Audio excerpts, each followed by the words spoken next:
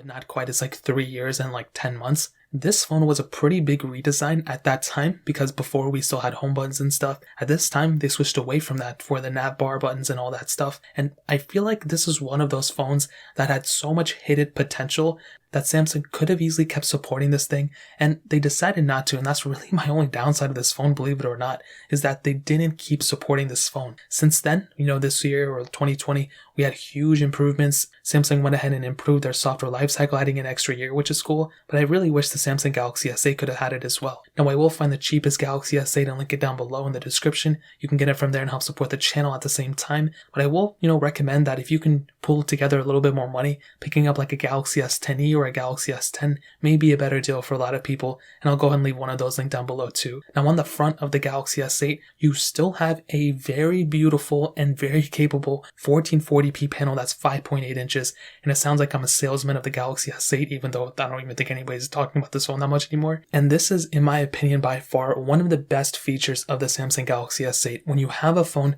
of this caliber with this type of panel, the curved edges, the beautifulness of it, it really makes you think like how much better could Samsung have done at that time. And that's exactly what I was thinking when this phone first came out. But obviously a lot of things have changed, and we've now gotten a whole bunch of displays and stuff, but this is a very good panel still. And when I look at this phone and I look at like the iPhone 12 Pro, or I look at like like a Galaxy S20, sometimes I'm like, this panel is still pretty comparable. Obviously I don't think it beats any of those panels, but it's still pretty impressive for this being a 2017 device. Now, you have a little bit of bezel on the top and bottom, but it's totally understandable. This was a 2017 device. You have IP certification on this phone as well, so that's another humongous thing to keep in mind. And you have a microSD card slot on this phone too. Two things about this phone that kill it. It's just one of the best assets: IP certification and microSD card slot. Doesn't really get much better than that in my opinion. Now, you still have USB Type-C and a headphone jack on this phone as well, which if it couldn't get any better, there we go. We have even more features. And on the back, we have the standard glass back, which I like. It's not frosted or anything,